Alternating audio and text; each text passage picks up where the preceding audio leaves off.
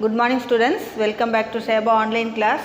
In the last class we have studied quadratic functions. Today also let us continue the same and we are go for new subdivision nature of the roots. Listen, in the 10th standard we have studied quadratic equation and its formula. Quadratic equation we know very well how to find the value of x. Just factorize and we get the value of x. In some cases we can't find the factorization. In that case we use formula, that is called quadratic formula. X is equal to minus b plus or minus root of b square minus 4ac by 2a.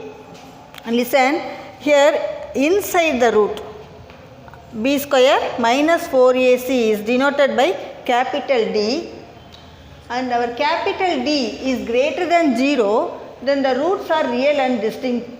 We know very well this one. In the 10th standard we have studied. And one more thing, parabola, that means quadratic means it may be a parabola. Parabola intersect x-axis at 2 points. When D is greater than 0, our parabola intersect x-axis at 2 points, that is like this, or our parabola is like this also. Okay, it may meet the x-axis 2 points, and if D equal to 0 means roots are real and equal. This is we know very well. And in one more thing we know in this 11th standard is parabola intersect x-axis at 1 point, that is like this or this, intersect 1 point at x-axis. And third one, if it is less than 0, D is less than 0, the roots are not real, that is imaginary, and in this case parabola does not meet x-axis. Our parabola may be above the x-axis or below the x-axis, like this only. Understood?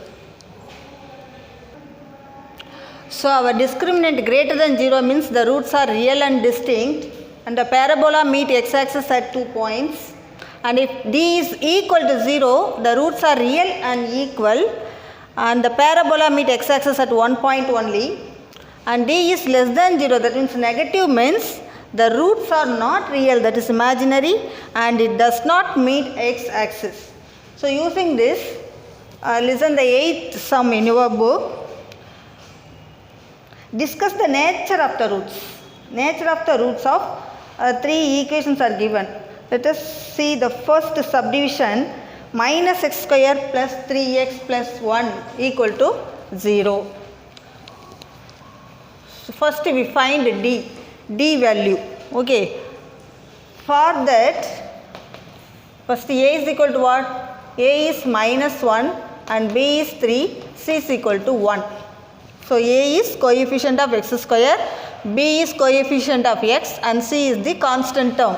Next find D value. D is b square minus 4ac. Substituting here we get 3 square minus 4 into a into c. This is equal to 9 minus into minus plus 4. We get 13. Clearly this is greater than 0, isn't it? So D greater than 0 means the roots are real and distinct. Therefore our roots are real and distinct. Understood this? Now let us see 9th sum. Listen your book. Without sketching the graphs, find whether the graph of the following functions will intersect the x-axis, and if so, in how many points. Listen the first one, first subdivision, y is equal to x square plus x plus 2. This is same as 8th sum. Listen here, A is 1 and B is 1, C is 2. Next find D value. D is b square minus 4ac, that is 1 square minus 4 into A is what? 1 into C is 2. This is equal to 1 minus 4 2s are 8, that is minus 7. This is less than 0. So less than 0, D is less than 0 means the roots are not real as well. Our graph does not intersect x-axis. Therefore, roots are not real and the graph does not intersect x-axis.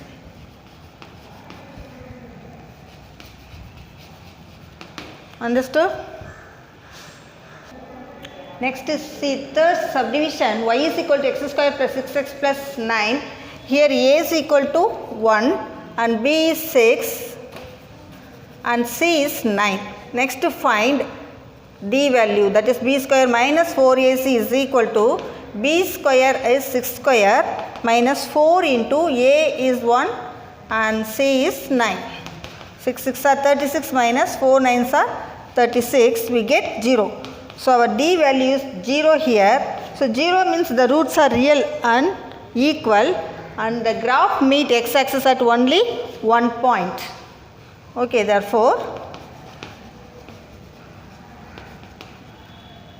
the roots are real and equal and our graph intersect x-axis at one point.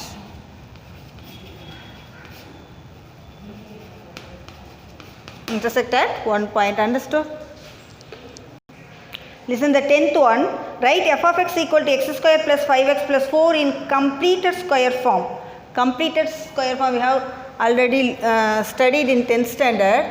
Listen, first consider x term only.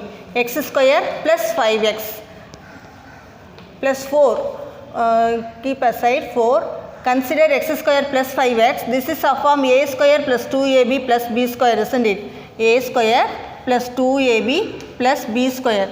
Here we are having a square term and 2ab term. Here a is x. Okay, here a is x. Next this is our 2ab. Leave this. This is a, isn't it? So the remaining one is 2b. That is our b. Or the coefficient of x is our 2b. Dividing by 2 we get 5 by 2. But we need b square, isn't it? So our b square is what? 5 by 2 the whole square. Do not change the value of this. We add 5 by 2 whole square and subtract 5 by 2 whole square. 5 by 2 whole square minus 5 by 2 whole square plus 4. Understood? Combining these three terms, this is our a square and this is 2ab and this is our b square. This is equal to what? A plus b whole square. So we write as a plus b whole square form, that is a is x and b is 5 by 2 the whole square minus 5 by 2 whole square, expand this 25 by 4 plus 4. This is equal to x plus 5 by 2 the whole square, 4 minus 25 by 4. Next write this as it is and taking 4 as LCM.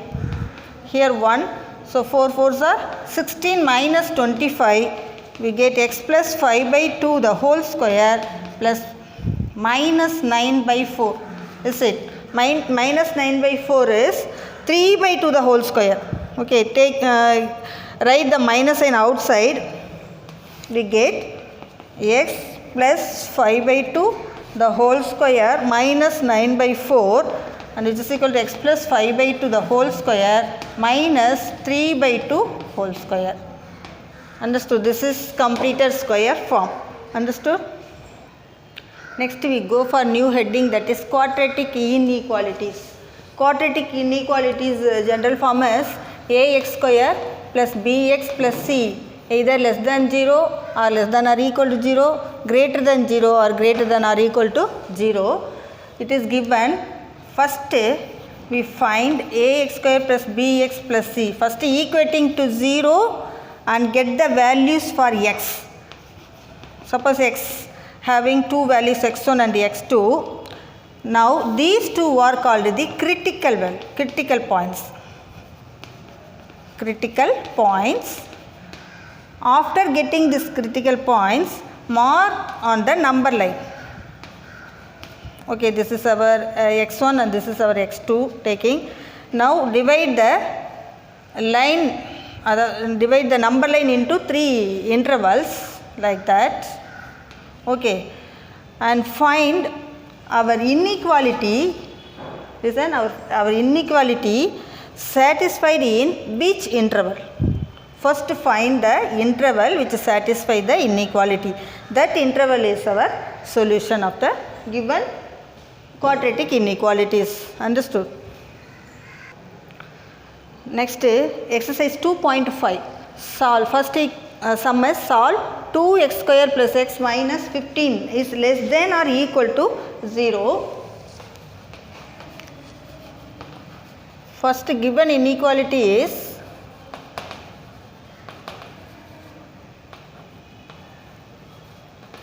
given inequality is 2x square plus x minus 15 is less than or equal to 0. First find the x value. Listen, the same as if it is equal to 0, how to find x value? Just factorizing and get, isn't it? The same way we are using here, that is first multiplying 2 and minus 15, that is minus 30, and split the minus 30 is 2 numbers.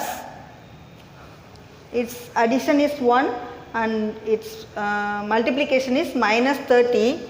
So what is that number? 6 into 5, isn't it? 6 5s are 30, and if you subtracting we get 1.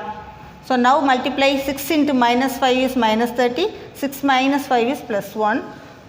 So 2x square plus 6x minus 5x minus 15 is less than or equal to 0, and consider these two and last two. Combining we get the common to both the terms are 2 and x, isn't it? Taking outside we get x plus 3. Here minus 5 is common, taking outside minus 5 into x plus 3 is less than or equal to 0. So x plus 3 is common, taking outside, inside 2x minus 5 is less than or equal to 0. Now taking 2 outside, that is x plus 3 into x minus 5 by 2 is less than or equal to 0, isn't it? Now equating separately equal to 0, we get x is equal to minus 3 comma plus 5 by 2, isn't it? X is equal to minus 3 comma 5 by 2. These two are the critical points. Therefore, the critical points are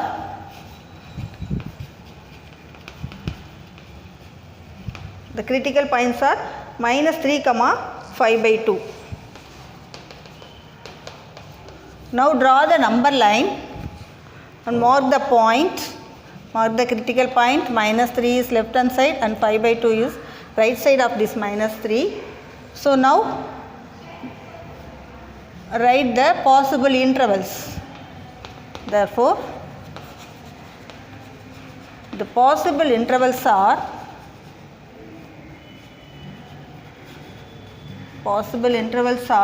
minus infinity comma minus 3 and minus 3 comma 5 by 2 and 5 by 2 comma infinity. Okay. With the intervals we form the table, that is first column is interval, second is sign of first bracket. What is first bracket? X plus 3, and sign of second bracket and sign of the given inequality.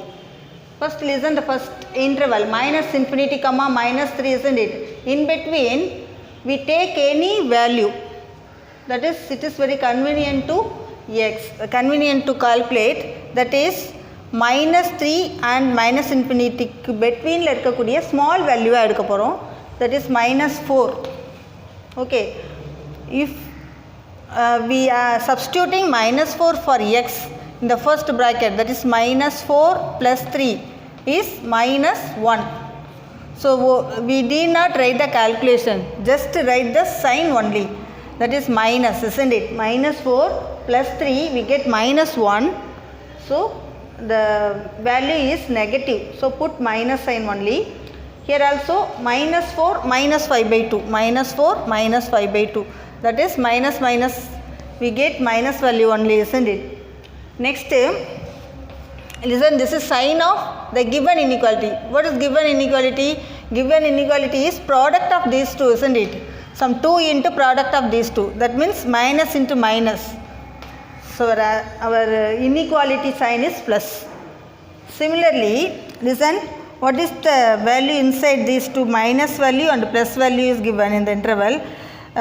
Clearly 0 is inside the interval. If 0 is there means, if 0 is inside the interval means we take 0.